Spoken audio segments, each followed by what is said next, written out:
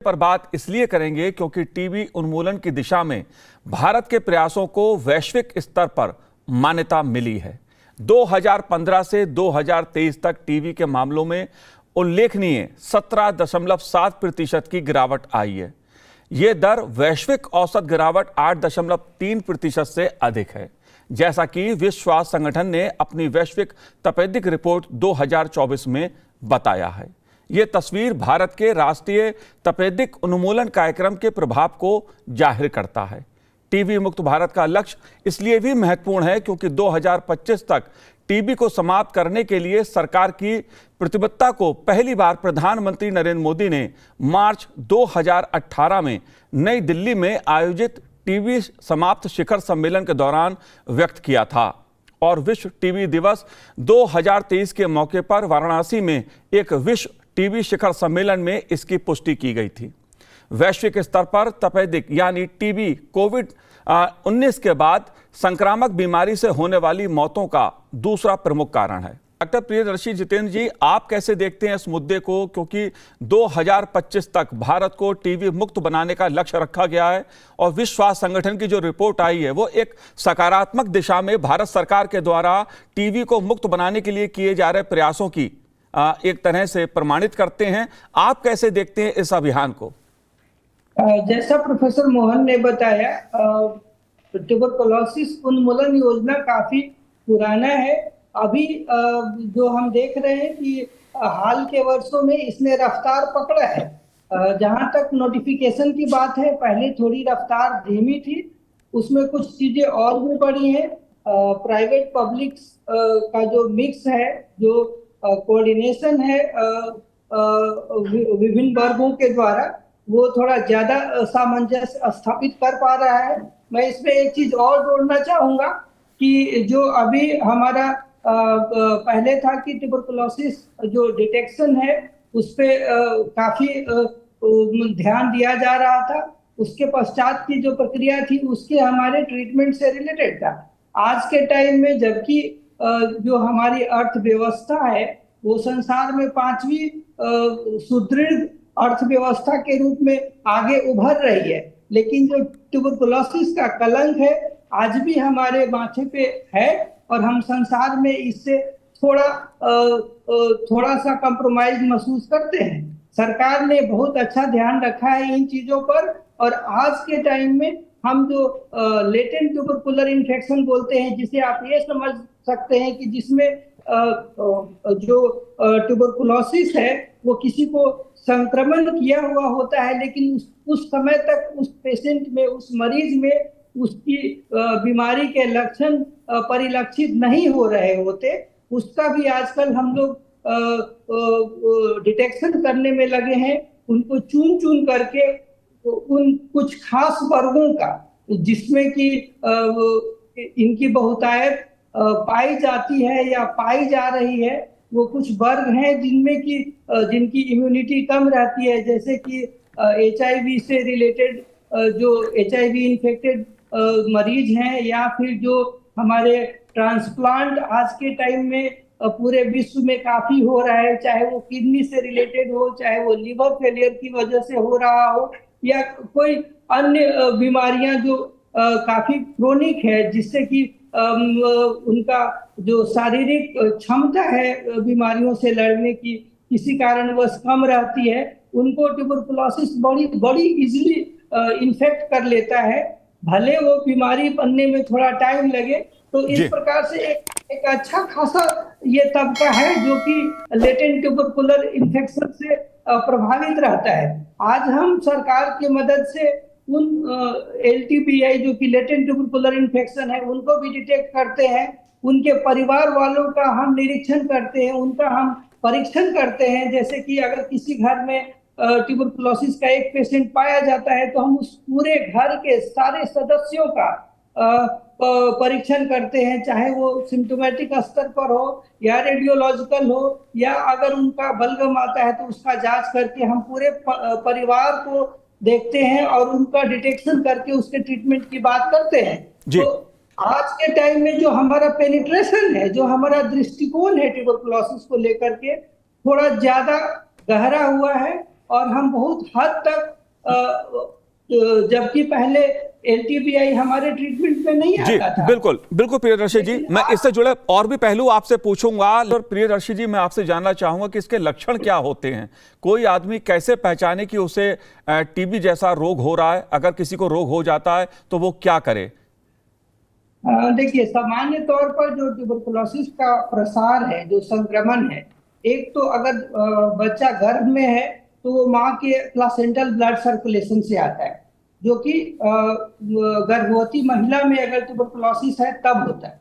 दूसरा जो होता है, अगर जन्म के बाद किसी को हो रहा है तो सामान्य तौर पर फेफड़ा ही पहला अफेक्टेड ऑर्गन है।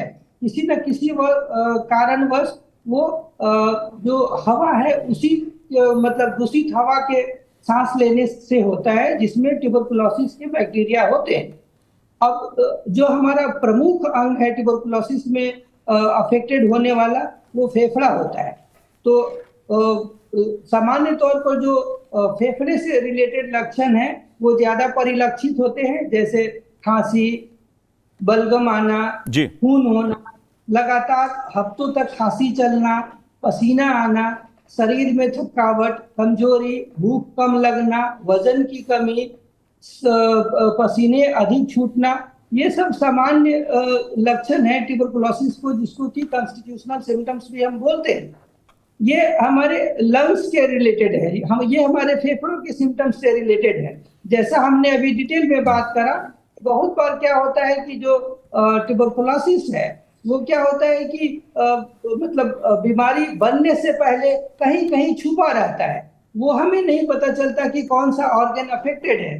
तो हम प्रमुख रूप से दो तरह से ट्यूबरकुलोसिस को बांट सकते हैं। जो जन्म के बाद हो रहा है वो या तो पल्मोनरी ट्यूबरकुलोसिस कहता है, या दूसरा एक्स्ट्रा पल्मोनरी ट्यूबरकुलोसिस बोलते हैं, जो कि जब हमारे जो ट्यूबरकुलोसिस की बैक्टीरिया है वो फेफड़ा से फैलते हुए शरीर के दूसरे अंगों में जाके छिप जाते हैं।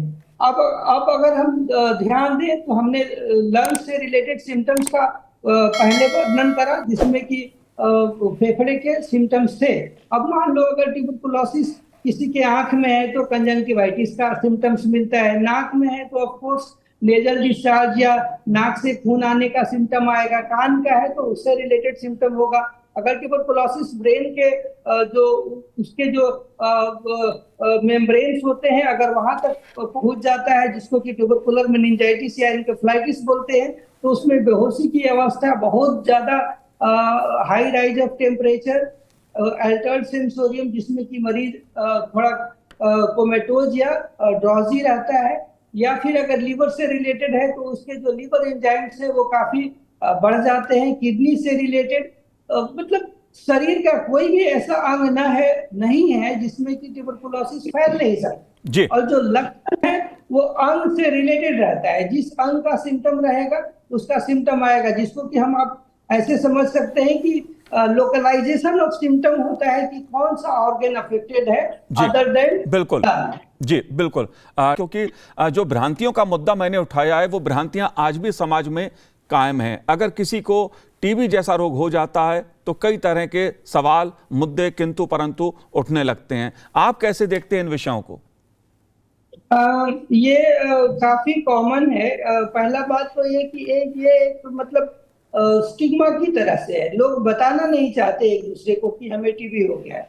घर वाले भी छुपाते हैं। हमने अक्सर अपने मरीजों को देखा है, या तो उनकी दवाई शुरू रहती है या कहीं पे किसी ने टेस्ट करा, बहुत बार मतलब उसको किसी न किसी तरह से ढकने की आदत है। सच्चाई ये है कि अगर हम इस बीमारी को ढकने की जरा भी कोशिश करें तो ये हमेशा प्रोलिफरेट करता चला जाएगा।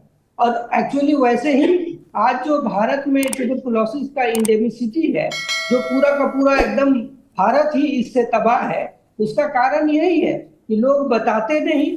अब बताएंगे नहीं तो कोई उससे बचाव का क्या बात करेगा। लोग ट्यूबरकुलोसिस का ट्रीटमेंट ले रहे हैं या उन्हें जस्ट ट्यूबरकुलोसिस पता चला है, हो सकता है जब तक कि उनका बैक्टीरियल लोड कम ना हुआ हो, वो अभी भी संक्रमण करने की अवस्था में हो, लेकिन वो खुले घूम रहे हैं। तो ये सब जो चीज है इसमें थोड़ा रेस्ट्रिक्शंस की जरूरत है। और मतलब मिथ से ज्यादा तो मैं ये बोलूंगा कि नासमझी है। ऐसा मैं जी। बताना चाहूंगा पूरे देशवासियों को कि ट्यूबरकुलोसिस एक क्यूरेटिव इलनेस है। वो एक इन्फेक्शन है जिसका कि क्यूरेटिव इंटेंट होता है, वो ठीक हो सकता है, उसका पक्का इलाज है, बशर्ते कि हम उसकी डायग्नोसिस करें, उसका हम समुचित इलाज करें। समुचित का मतलब है कि जो जितनी दवाइयां चलनी है, जो डोज चलना है, जितने समय तक चलना है।